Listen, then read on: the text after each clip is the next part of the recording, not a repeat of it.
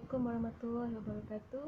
Jadi hari ini saya Nurul Syazwani binti Abu Bakar dan ahli pemilihan saya Yazlin Izzati binti Yaakob akan membentangkan tajuk sistem penyalaan iaitu ignition system.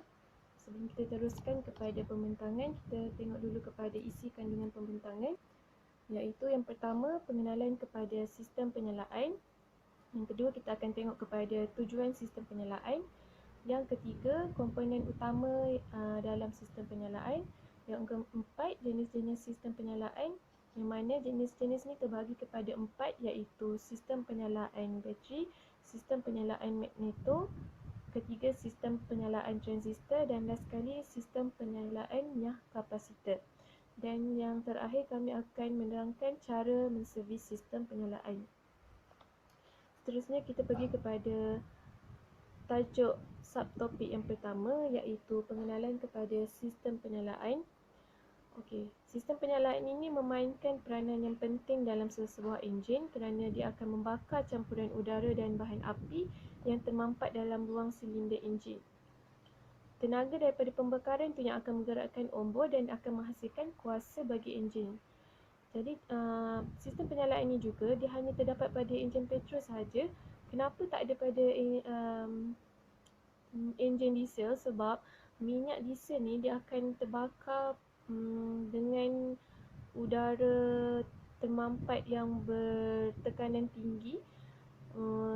Udara yang mampat yang bertekanan tinggi ni dia akan menaikkan suhu enjin. Seterusnya dia akan membakar minyak diesel tersebut. Jadi dia tak perlukan sistem penyalaan untuk membakar bahan api yang digunakan. Dan yang terakhir, terdapat beberapa peralatan yang bekerja antara satu sama lain untuk menghasilkan pembakaran dalam silinder. Okey, itu saja untuk pengenalan kepada sistem penyalaan. Bagi sesiapa yang nak tengok macam mana enjin diesel membakar bahan bakar diesel tu, boleh tengok pada link yang saya bagi di bawah gambar ignition system ni, sebelah penerangan pengenalan kepada sistem penyalaan. Kita pergi kepada tujuan sistem penyalaan. Tujuan sistem penyalaan terbagi kepada 3. Yang pertama, menyimpan percikan elektrik yang cukup panas untuk mencucur campuran udara dan bahan api dalam kebut pembakaran. Yang kedua, menyenggara percikan bagi membenarkan pembakaran semua udara dan bahan api berlaku dalam kebut pembakaran. Dan yang ketiga, sistem penyalaan juga bertujuan mengimbangkan masa pembakaran supaya tepat mengikut perjalanan enjin. Okey, seterusnya kita pergi kepada komponen utama dalam sistem penyalaan. Yang pertama adalah palang pencucur ataupun spark plug. Palang pencucur ni merupakan peralatan elektrik yang dipasang pada kepala silinder enjin petrol. Kalau enjin petrol, kita menggunakan spark plug. Kalau enjin diesel, kita menggunakan fuel injector. Okey, fuel injector ni dia berfungsi pada akhir lejang mampatan. Untuk enjin diesel, pada akhir lejang mampatan, fuel injector ni dia akan inject bahan api diesel ke dalam ruang pembakaran supaya bahan bakar tersebut dapat dibakar. Okey. Spark plug ni berfungsi menghasilkan percikan bunga api bagi membakar campuran udara dan bahan api yang dimampat di dalam ruang pembakaran. Okey, slide yang seterusnya menunjukkan struktur palang pencucur. Jadi awak semua boleh tengok gambar struktur palang pencucur tu, dan di tepi gambar tersebut ada sedikit penerangan tentang bahagian-bahagian seperti insulator, terminal, gasket, center electrode dan ground electrode ataupun elektrod bumi. Seterusnya adalah kabel voltan tinggi. Kabel voltan tinggi ni berfungsi untuk mengalihkan voltan tinggi dari gelung penyalaan ke palang pencucur. Okey, seterusnya gelung penyalaan. Gelung penyalaan pula dia berfungsi untuk meninggikan voltan yang akan dialihkan ke palang pencucur. Gelung penyalaan meninggikan voltan, kabel voltan tinggi dia akan mengalihkan voltan yang telah ditinggikan oleh gelung penyalaan tadi kepada palang pencucur. Okey, seterusnya tengok kepada keratan melintas gelung penyalaan. Okey, sebelum tu gelung penyalaan juga dikenali sebagai step up transformer sebab binaan dia adalah binaan step up transformer walaupun dia bukan fizikalnya tak macam step up transformer, tapi dia adalah step up transformer. Okey, kalau kita tengok binaan gelung penyalaan ni ada iron core di tengah. Selepas iron core ada secondary coil, dan selepas secondary coil paling luas sekali ada primary coil. Okey, seterusnya kita pergi kepada condenser. Condenser ni fungsi dia adalah untuk menyimpan arus elektrik untuk sementara waktu. Dia juga mempercepatkan waktu keruntuhan dan pengembangan medan magnet, dan juga mencegah titik sentuh daripada terbakar. Okey, seterusnya magnet kekal. Magnet kekal ni dia terletak pada bahagian dalam roda tenaga bagi mewujudkan medan magnet untuk menghasilkan voltan yang tinggi pada palang pencucur. Jadi untuk menghasilkan voltan yang tinggi diperlukan medan magnet daripada magnet kekal yang ada dalam roda tenaga. Okey, seterusnya kita lihat kepada jenis-jenis sistem penyalaan. Yang pertama ialah sistem penyalaan bateri ataupun dikenali sebagai bateri ataupun coil ignition system. Okey. Sistem penyalaan bateri ni adalah sistem lazim yang mengawal proses penyalaan melalui sentuhan pemutus mekanikal. Sistem ini juga dikenali sebagai sistem penyalaan kegelung ataupun coil ignition system. Dan sistem ini biasanya digunakan pada enjin yang bersaiz besar seperti kereta penumpang, lori, bas dan juga truk. Seterusnya, komponen yang terlibat dalam sistem penyalaan bateri. Yang pertama adalah bateri. Okey, bateri ni akan membekalkan arus pada sistem elektrik kenderaan, menyimpan dan menerima arus yang dibekalkan daripada sistem pengecas serta menstabilkan voltan bagi keseluruhan sistem elektrik. Okey, kalau boleh tengok kat situ, saya highlightkan beberapa keyword. Yang pertama, membekalkan. Yang kedua, menyimpan dan menerima arus. Dan yang ketiga, menstabilkan voltan. Selain membekalkan, dia akan menyimpan dan menerima, dan juga dia akan menstabilkan voltan. Seterusnya adalah suis penyalaan. Suis penyalaan, keyword dia apa? Menyambung dan memutus. Menyambung dan memutuskan arus pada sistem elektrik kenderaan. Seterusnya adalah gegelung penyalaan. Okey, seperti yang saya terangkan tadi, gegelung penyalaan ni adalah step up transformer. Dia berfungsi untuk meninggikan voltan sehingga 30,000 volt atau lebih tinggi. Dan terdapat dua jenis kegelung, iaitu gegelung primer dan gegelung sekunder. Gegelung primer yang bahagian luar sekali, dia ada 200 liten, dan gegelung sekunder dia ada 22,000 liten, yang mana lebih banyak daripada gegelung primer. Okey, seterusnya yang terlibat dalam komponen sistem penyalaan bateri ni adalah pengagih ataupun distributor. Dah nama pun pengagih, jadi fungsinya adalah mengagihkan voltan tinggi ke palang pencucur melalui kabel voltan tinggi mengikut aturan pembakaran. Seterusnya adalah kabel voltan tinggi. Kabel voltan tinggi adalah sebagai penghubung voltan tinggi di antara gegelung penyalaan dan pengagih ke palang pencucur. Kabel voltan tinggi ni dia ada diameter yang besar supaya elektrik yang dialihkan dapat menampung voltan yang tinggi sehingga mencecah 20 kV.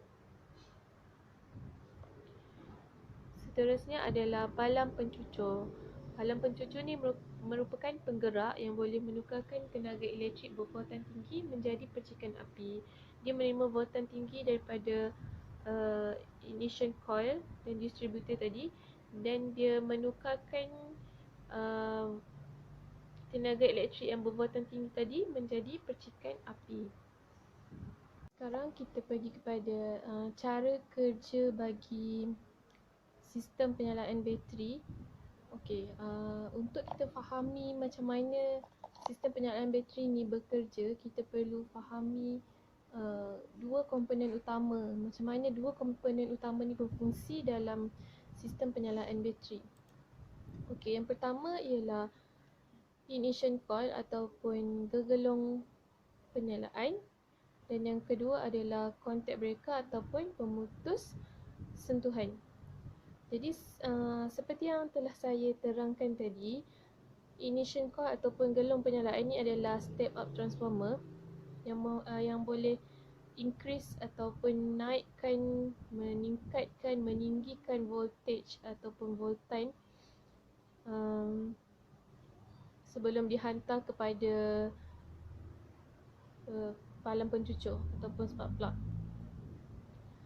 Okey, kalau kita tengok binaan ignition coil, sila rujuk keratan rentas ignition coil ataupun gelong penyalaan.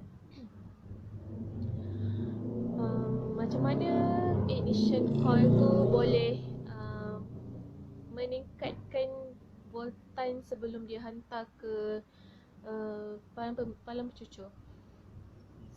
Dekat primary coil ataupun primary winding, dia ada magnetic field.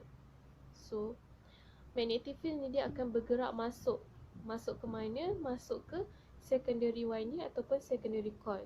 Secondary coil ni dia punya bilangan lilitan adalah lebih banyak daripada bilangan lilitan yang berada di primary winding ataupun primary coil. Jadi output voltage yang akan dihasilkan oleh secondary winding ataupun secondary coil akan jadi lebih besar lah berbanding dengan input voltage yang diterima oleh primary coil ataupun primary winding. Kenapa boleh jadi macam tu? Sebab primary coil magnetic field ataupun medan magnet pada primary coil atau primary winding ni, dia tidak statik, tapi dia akan bergerak dari luar ke dalam. Jadi untuk menggerakkan magnetic field atau medan magnet primary winding ni, current ataupun arus yang ada pada primary winding mesti dipotong secara tiba-tiba. Bila arus still ada dan still flow dalam primary winding, magnetic field yang terhasil di luar ignition coil, dia tak akan boleh masuk ke dalam secondary coil dan tak akan boleh generate voltage yang tinggi. Bila current ataupun arus dekat primary winding ni dipotong, medan magnet yang terhasil tadi, dia akan bergerak ke dalam, ke arah secondary winding ataupun secondary coil. Okey. Bila berlakunya medan magnet tu masuk ke dalam secondary winding, medan magnet tu akan meningkatkan voltage pada secondary winding yang akan dihantar ke spark plug supaya dia boleh menukarkan voltage yang tinggi tu kepada percikan bunga api. Okey. Macam mana primary coil ataupun arus pada primary coil ni boleh di cut off ataupun boleh dipotong? Okey, inilah function pemutus sentuhan ataupun contact breaker. Okey. Contact breaker ataupun pemutus sentuh ni, dia akan memotong arus pada primary coil berdasarkan ignition timing ataupun aturan pembakaran. Yang kita belajar adalah 1342, ada yang macam-macam lagi kan yang doktor cakap. Jadi bila pemutus sentuhan ni memutuskan bekalan pada primary coil ataupun primary winding, medan magnet yang ada pada primary coil atau primary winding ni, dia akan bergerak ke dalam secondary winding. Bila secondary winding dapat medan magnet tadi, dia akan meningkatkan voltage yang ada pada dia. So dia akan dia akan hantar voltage yang tinggi tu kepada spark plug, dan spark plug akan convert voltage yang tinggi tu kepada percikan bunga api. Kita pergi kepada komponen utama yang kedua dalam sistem penyalaan bateri iaitu pemutus sentuhan. Jadi kita kena tahu mekanisme pemutus sentuhan ni macam mana. Okey, mekanisme pemutus sentuhan ni terdiri daripada dua komponen yang penting iaitu cam breaker dan juga breaker lever. Okey, cam breaker ni dia bersambung dengan camshaft yang mana dia indirectly juga bersambung dengan crankshaft. Bila cam breaker menyentuh breaker lever, contact point ataupun titik sentuh dia akan ternaik dan menyebabkan primary current yang ada pada primary coil ataupun primary winding dipotong, diputuskan. Okay? Sementara itu cam breaker ni dia gerakan dia secara berputar. Jadi bila dia melepasi breaker lever, bila dia dah tak menyentuh breaker lever, titik sentuh akan berada pada kedudukan asal dia. Jadi primary current akan bersambung semula. Okay? Primary current akan bersambung semula yang mana akan menghasilkan medan magnet yang baru yang akan dihantar semula ke secondary winding untuk generate voltan yang tinggi supaya dapat menghasilkan percikan bunga api pada spark plug. Okey, cam breaker ni juga direka untuk selalu menyentuh breaker lever apabila piston berada pada top dead center ataupun TDC ataupun TTA, yang mana dia juga mengikut kepada aturan pembakaran. Aturan pembakaran seperti 1, 3, 4, 2 macam tu. Okay, untuk lebih jelas lagi, lebih lanjut lagi tentang macam mana dia boleh berlaku, boleh tengok link yang saya dah letak dekat dalam slide tu. Okay. Kita dah tahu macam mana ignition coil ataupun gegelung penyalaan dan pemutus sentuhan ataupun cam breaker pula, contact breaker berfungsi. Jadi barulah kita boleh tahu macam mana sistem penyalaan bateri itu berfungsi ataupun cara kerja sistem penyalaan bateri yang sebetulnya. Jadi boleh rujuk kepada rajah yang telah saya sediakan. Okey, dalam rajah tu terdapat dua lukisan yang kita boleh terjemahkanlah daripada gambar tersebut. Okey, yang pertama kita boleh tengok bermula daripada bateri, kemudian sistem penyalaan bateri ni bermula pada bateri, kemudian dia pergi kepada ignition switch iaitu switch penyalaan, kemudian kepada primary winding ignition coil, primary winding pada gegelung penyalaan, kemudian daripada primary winding tu ke mana? Ke contact breaker, sebab dia contact point kan yang memutuskan current pada primary winding tadi. Selepas dia pergi kepada contact breaker, dia akan ke kapasitor dan kapasitor kepada ground. Okay. Seterusnya, lukisan kedua yang boleh diterjemahkan daripada gambar yang saya bagi ni adalah bermula daripada bateri, ignition switch, kepada secondary winding of ignition coil, ke distributor dan ke spark plug. Apa maksudnya? Maksudnya yang kedua ni selepas primary current diputuskan ataupun dipotong, jadi berlakulah sistem tersebut. So macam itulah, daripada bateri ke ignition switch. Bila kita on switch ignition switch tu,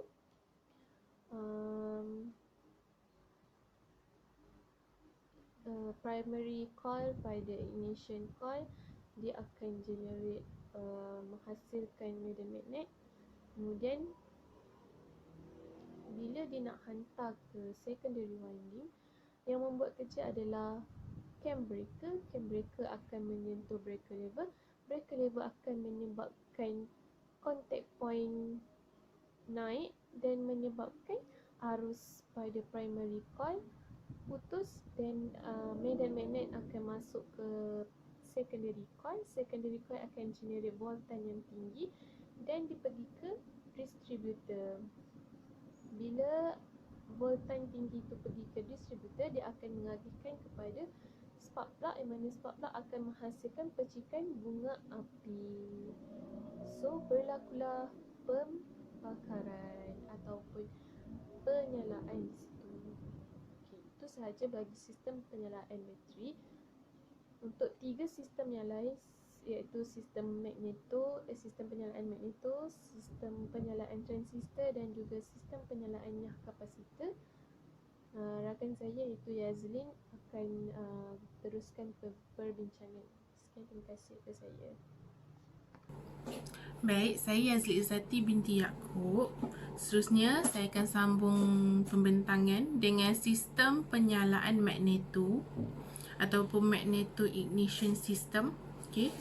Penyalaan menggunakan magneto atau juga dikenali sebagai high tension magneto adalah sebuah magneto yang membekalkan current sistem penyalaan bagi enjin pencucuhan percikan ataupun dalam bahasa Inggerisnya spark ignition engine seperti enjin petrol.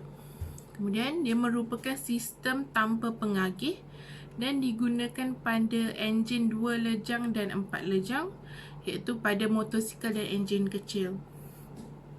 Biasanya menggunakan satu set generator magnet, tetapi di samping berfungsi sebagai roda tenaga. Okay, kita tengok pada slide seterusnya. Okay, kat slide ni ada gambar bahagian magneto. Kat situ kita boleh tengok ada gelung penyalaan, ada magnet kekal, ada kabel voltan tinggi, palang pencucuh atau namanya spark plug, kondenser, titik sesentuh iaitu contact breaker, iaitu titik sesentuh berfungsi mengawal pengeluaran bunga api pada palang pencucuh, iaitu spark dia lah. Kondenser pula berfungsi menyimpan voltan dan mencegah poin titik sesentuh daripada terbakar. Kita tengok slide seterusnya macam mana ia berfungsi. Okay. Enjin pertamanya akan memutarkan magnet di dalam gegelung dan juga mengendalikan titik sesentuh. Seterusnya, ia akan mengganggu arus dan menyebabkan voltan meningkat secukupnya sehingga melonjak jurang kecil. Yang terakhir, palang pencucuh disambungkan terus daripada output magneto. Maksudnya daripada output magneto tu dia akan terus pergi kepada palang pencucuh. Itu cara dia bergerak. Okay, boleh tengok sekali dengan gambar rajah kat bawah ni.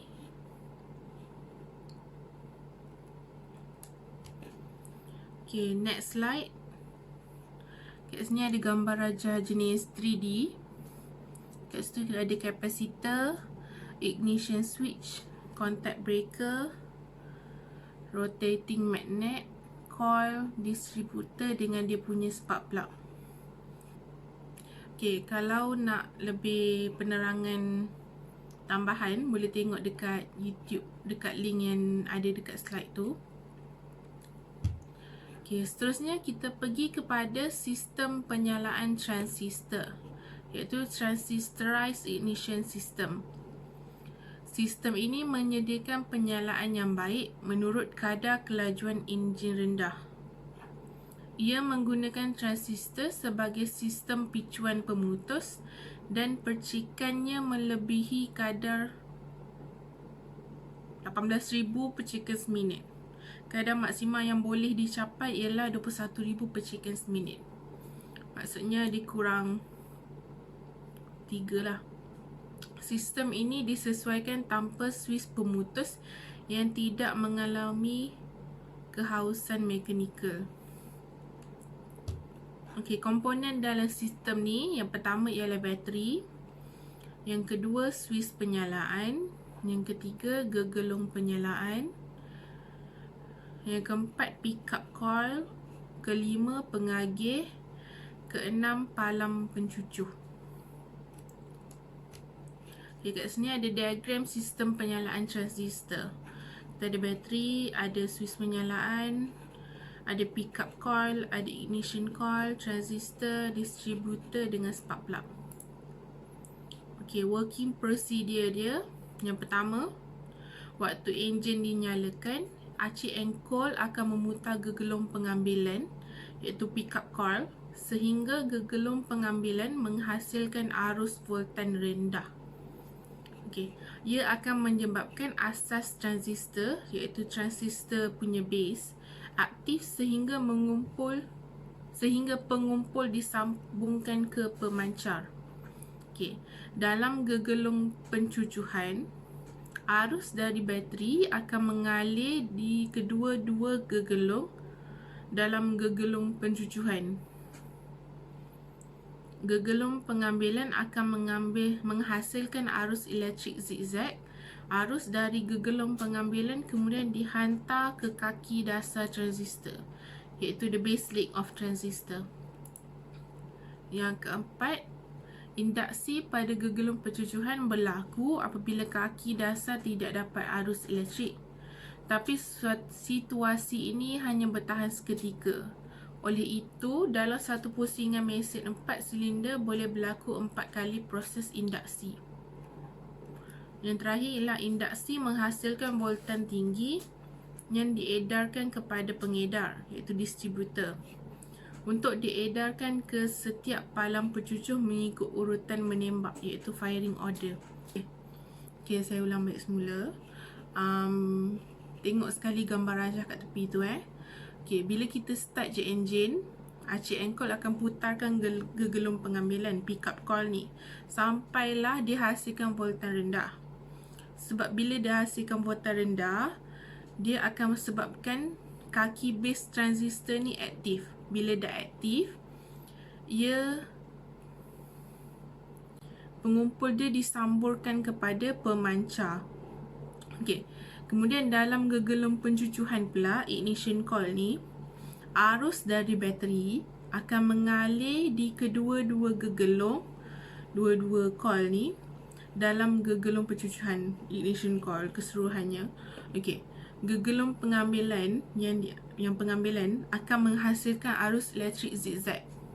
Okey, arus dari gegelung pengambilan tu pula dihantar ke kaki dasar transistor, the base leg of transistor lagi. Tengok nombor 4. Induksi pada gegelung pencucuhan berlaku apabila kaki dasar tidak dapat arus elektrik. Okey. Proses induksi tu berlaku bila the base leg of transistor tu tak dapat arus elektrik yang diperlukan. Tapi situasi induksi tu dia sekejap je. So dalam mesin 4 silinder akan berlaku 4 kali proses induksi. Okey. Okey, yang step terakhir dia, induksi itu pula, proses induksi itu pula akan menghasilkan voltan tinggi yang diedarkan kepada distributor. Okey. Bila dah sampai kat distributor, distributor akan edarkan pada setiap spark plug mengikut urutan menembak, firing order dia.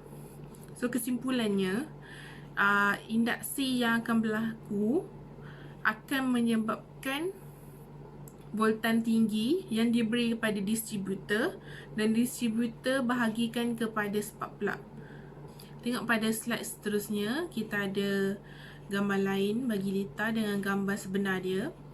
Dia adalah pandangan daripada atas dan juga pandangan daripada tepi. Okay, kalau nak info tambahan boleh tengok pada YouTube, ada link dekat situ. Seterusnya, kita tengok pada sistem penyalaan charge capacitor, iaitu capacitor discharge ignition system atau kita panggil dia CDI. Okey, dalam aturan kelajuan tinggi, sistem charge capacitor menyediakan satu voltan pendua yang bernilai tinggi dan lebih tenaga penyalaan berbanding dengan penyalaan transistor. Maksudnya penyalaannya charge ni lagi tinggi voltan dia daripada penyalaan transistor. Okay. Sistem ini menggunakan transistor, iaitu kawalan tanpa pemutus. Kuasa yang digunakan boleh dikecilkan seperti dalam penyalaan transistor dan cas denyut. Okay. Tengok pada slide seterusnya. Dia punya CDI punya working principle. Penyalaan charge capacitor berfungsi dengan mengalirkan arus elektrik ke atas kapasitor. Jenis pencucuhan ini dapat menghasilkan cas dengan cepat. Okey, step yang pertama dia, pencucuhan CDI dimulakan dengan menghasilkan cas dan menyimpannya sebelum menghantarnya ke palang pencucur untuk menyalakan enjin. Okey, yang kedua, kuasa ini melalui kapasitor dan dipindahkan ke gegelung pencucuhan, iaitu ignition coil, yang membantu meningkatkan daya dengan bertindak sebagai pengubah, iaitu transformer, dan membiarkan tenaga melaluinya dan bukan menangkapnya. Maksudnya transformer tu dia just bagi energi tu lalu, dia tak ada ambil pun energi yang lalu tu. Okay, oleh itu sistem penyalaan CDI membolehkan enjin terus berjalan selagi terdapat cas pada sumber kuasa. Okay, seterusnya kita tengok pada slide bahagian-bahagian dalam sistem CDI.